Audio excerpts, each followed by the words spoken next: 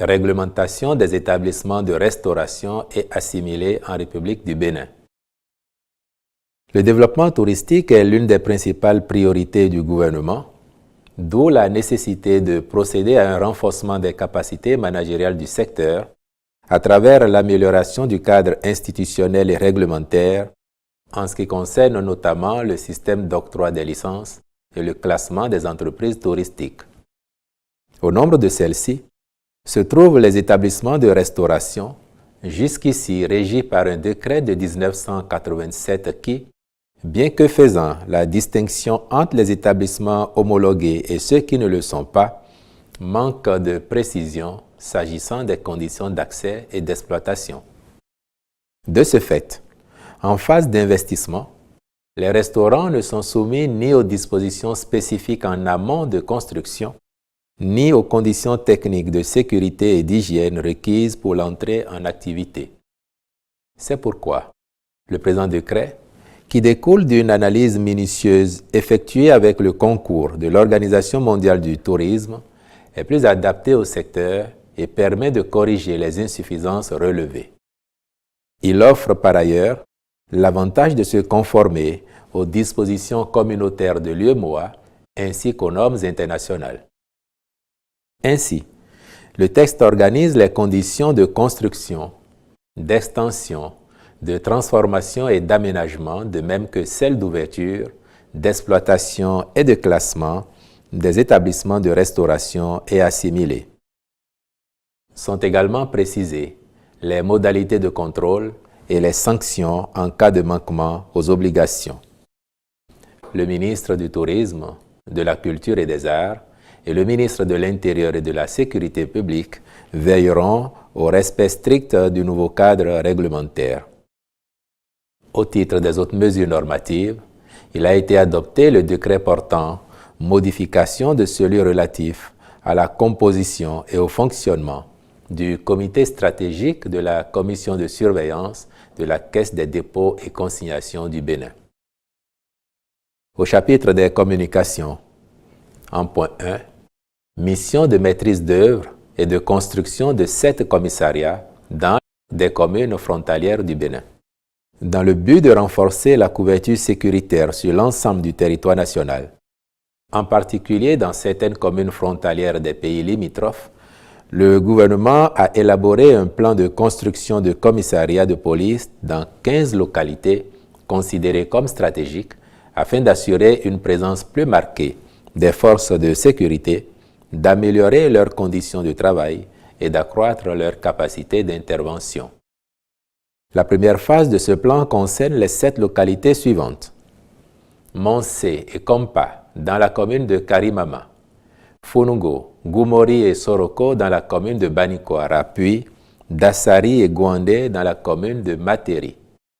Aussi, le Conseil a-t-il autorisé la contractualisation avec des cabinets et entreprises sélectionnés pour la maîtrise d'œuvre et la construction des infrastructures.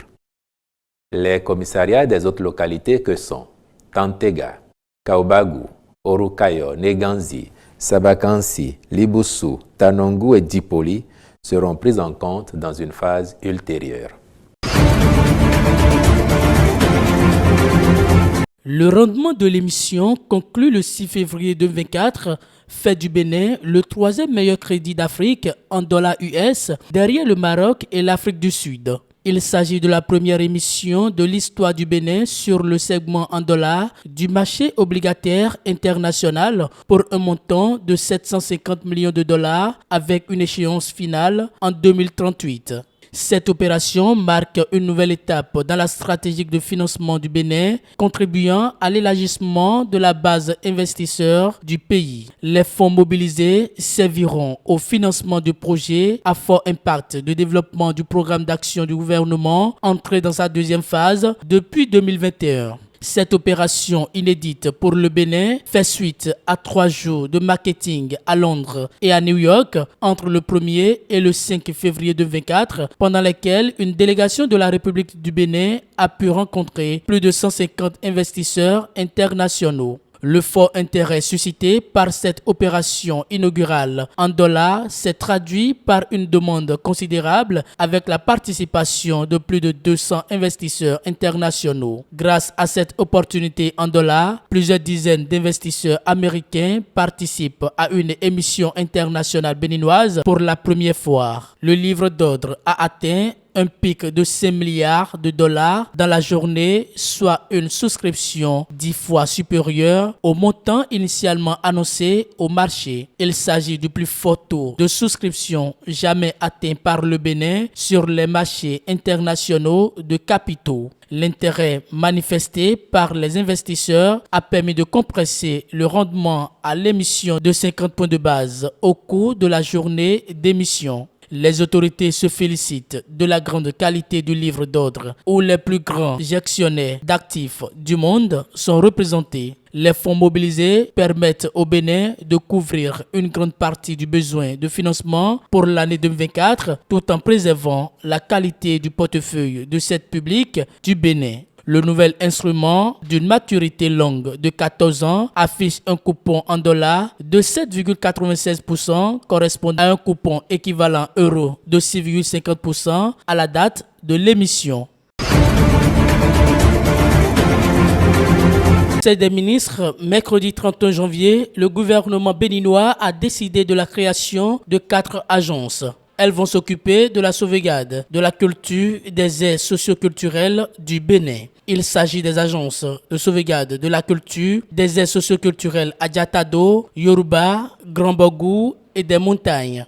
Elles auront pour mission principale d'élaborer, sur la base des orientations du gouvernement, des plans de sauvegarde du patrimoine culturel immatériel en liaison avec les communautés, groupes et ou individus, le cas échéant.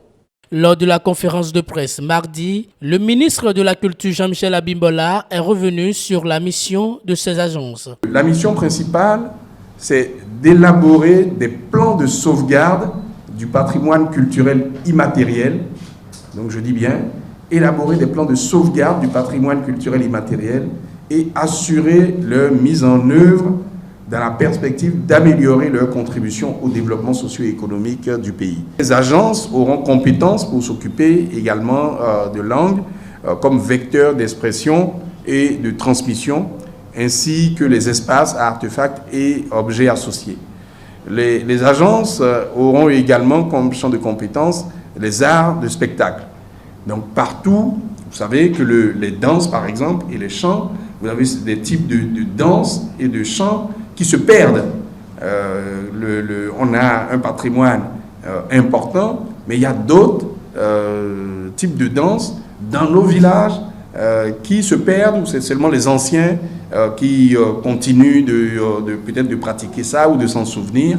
Donc, tout cela est important pour le patrimoine immatériel. Les pratiques sociales également, les connaissances se rapportant à la nature et à l'univers, ainsi que ceux liés à l'artisanat.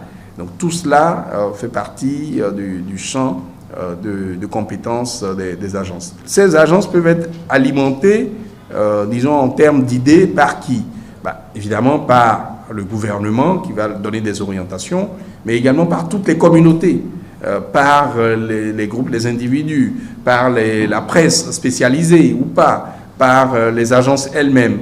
Donc c'est tout cela qui va permettre aux agences de mieux travailler et de mieux appréhender ce qu'on leur confie. Chaque agence est dotée de conseils scientifiques. Il est composé de 3 spécialistes de l'aire culturelle concernés, à savoir un spécialiste de l'aire culturelle, une personne ressource spécialiste du patrimoine culturel immatériel et un représentant de l'agence de sauvegarde de la culture concernée.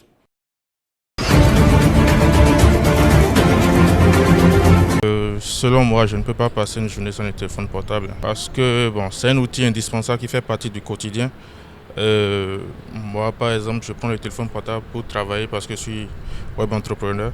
Je fais de la rédaction web, tout ça. Donc, sans téléphone portable, je ne vois pas mes activités prospérer en fait. Il faut reconnaître que c'est devenu aujourd'hui un outil indispensable. Et moi qui suis ici, je ne pourrai jamais passer une journée, ma journée, sans avoir mon téléphone portable.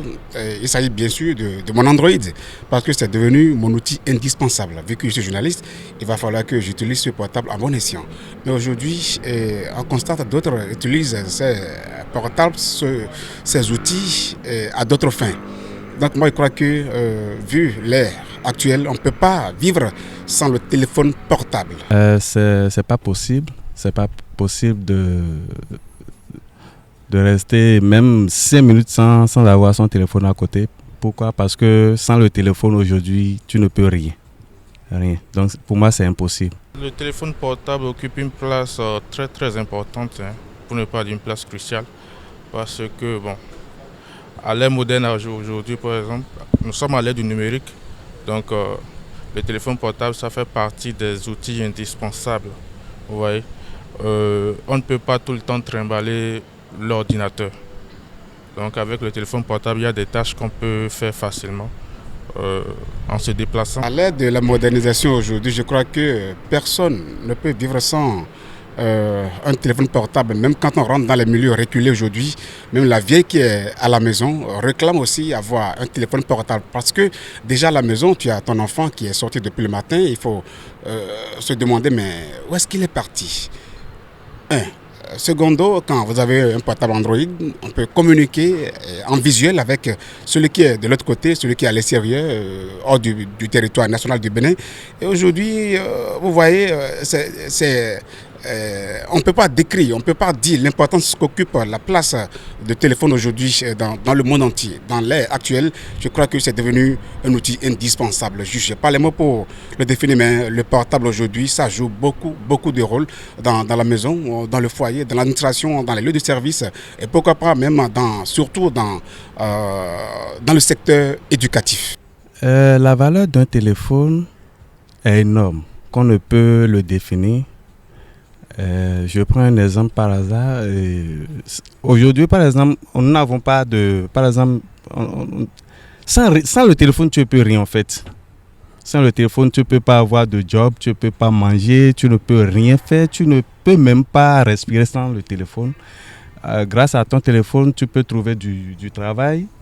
Tu peux trouver du travail, tu peux trouver des jobs, mais sans le téléphone, comment on peut te joindre? Sans le téléphone, comment...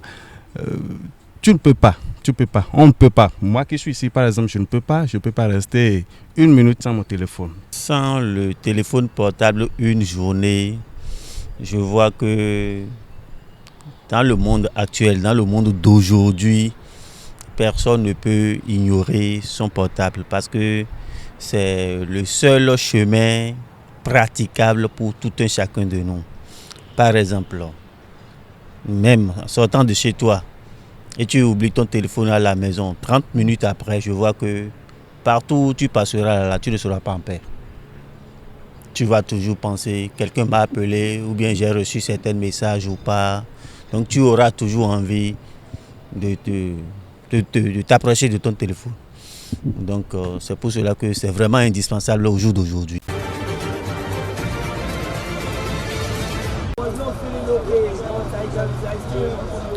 Le Nigeria s'est qualifié pour la finale de la Coupe d'Afrique des Nations en battant l'Afrique du Sud au tir au but mercredi à Bouaké.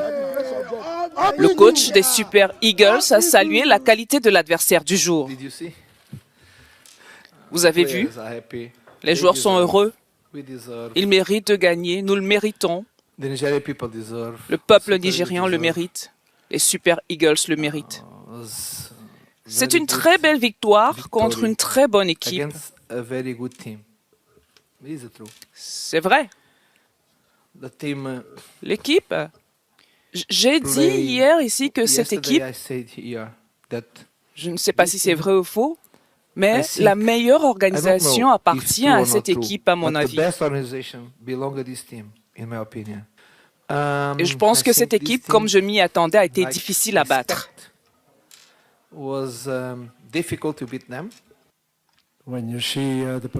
Quand vous voyez la performance de mon équipe aujourd'hui, qu'il y a des tirs au but et que vous perdez le match, que vous n'êtes pas en finale, C'est difficile à accepter parce que nous avons fait un très bon match aujourd'hui. Je pense que nous étions la meilleure équipe en première mi-temps. Nous avons eu les meilleures occasions. Le Nigeria n'en a eu aucune. Aucune. En deuxième mi-temps, ils ont eu quelques occasions de marquer. Mais nous avons changé quelque chose sur le plan tactique et nous avons pu revenir. Mais 2 minutes avant la fin des 90 minutes, nous avons à nouveau 3 occasions. Nous les aurions marquées que nous serions en finale et non le Nigeria. Mais bon, cela peut arriver dans le football. C'est une grande déception pour tout le monde. Le Nigeria jouera dimanche sa première finale de Coupe d'Afrique des Nations depuis 2013 contre la Côte d'Ivoire.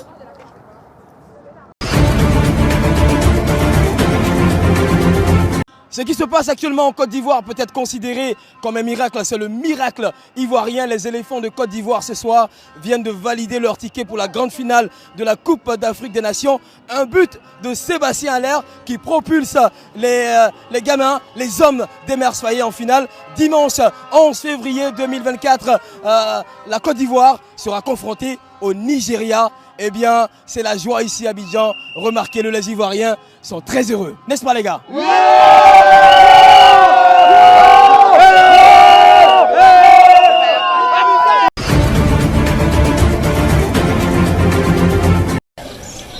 Déplacement massif de la population nord-Kivu suite aux affrontements entre les rebelles du 1-23 et les forces armées de la République démocratique du Congo.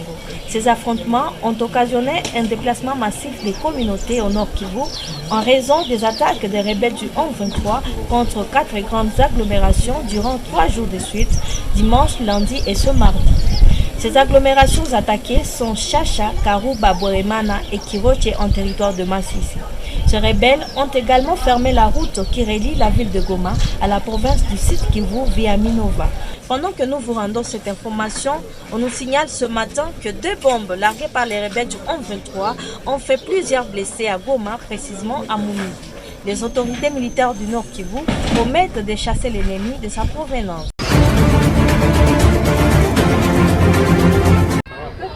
Filippo Grandi, haut commissaire des Nations Unies pour les réfugiés, a rencontré des familles déplacées au Soudan, déracinées de leur foyer par le conflit en cours dans le pays.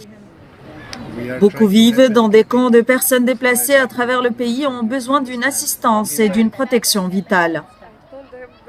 Ce que vous pouvez voir ici à l'arrière est un site relativement petit abritant quelques dizaines de personnes. Il existe des centaines et des centaines de campements comme celui-ci dans tout le pays.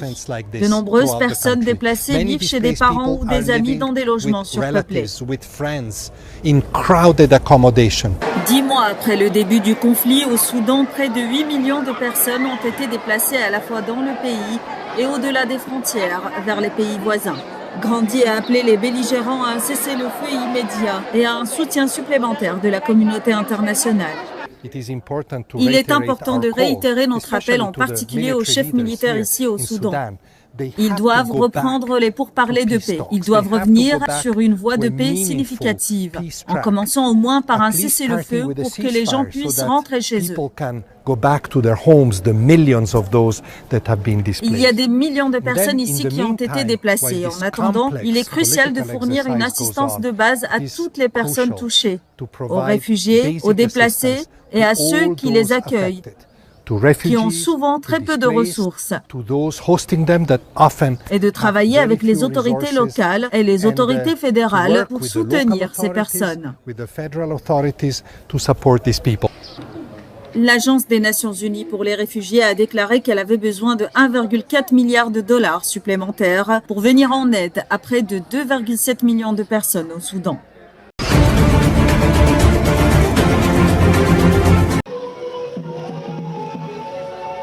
Le gouvernement zimbabwéen a décidé mardi d'abolir la peine de mort après des mois de débats au Parlement, choisissant à la place d'imposer de longues peines d'emprisonnement pour les délits les plus graves.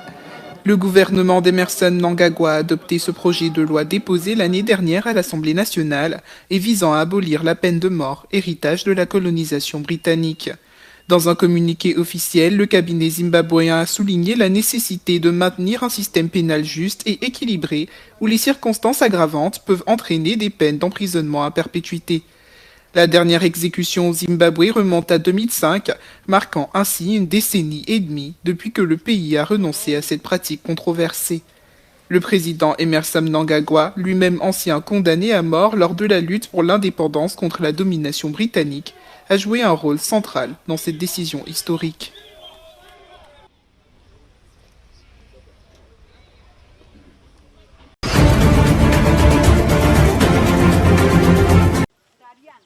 Des hyènes sauvages ont tué une personne et ont blessé 2 autres lundi dans une banlieue proche de Nairobi, la capitale kenyane. Anthony Pacha, connu de sa communauté, a croisé son destin alors qu'il vaquait à ses occupations quotidiennes.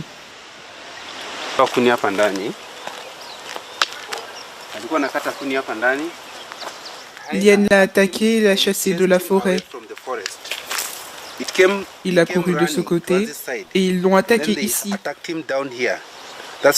C'est là qu'il a laissé son bois.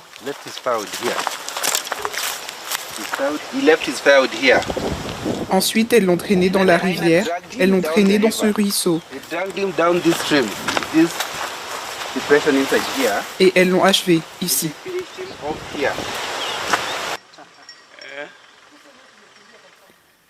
Les autorités, débordées par l'urgence de la situation, ont du mal à contenir la panique qui s'est emparée de la communauté.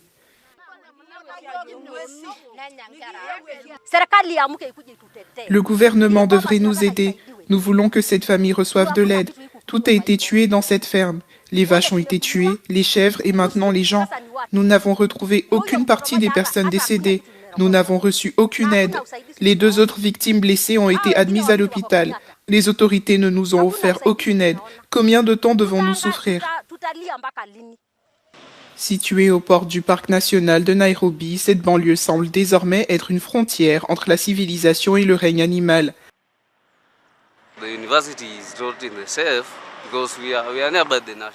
L'université n'est pas très sûre parce que nous sommes à proximité du parc national. C'est vrai, ce que le gouvernement devrait faire, c'est imposer des restrictions, restreindre les déplacements des animaux. Les étudiants se déplacent ici et là, alors qu'un animal s'échappe, on peut aussi être attaqué.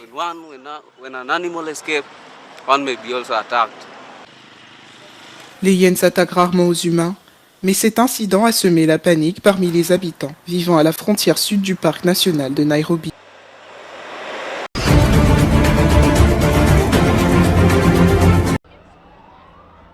Alors que le président sud-africain doit prononcer jeudi son discours sur l'état de la nation à l'occasion de l'ouverture de la session parlementaire, des dirigeants du Parti des combattants pour la liberté économique ne prendront pas part à ce rendez-vous. Ils sont 6 au total, dont le leader Julius Malema. Ils ont été suspendus du Parlement du 1er au 29 février. Ces responsables politiques avaient perturbé le discours de Cyril Ramaphosa l'année dernière. Mardi, la Haute Cour du Cap occidental a rejeté leur dernier recours visant la levée de leurs sanctions. Cyril Ramaphosa pourrait annoncer lors de son discours la date des élections nationales attendues en mai ou en août.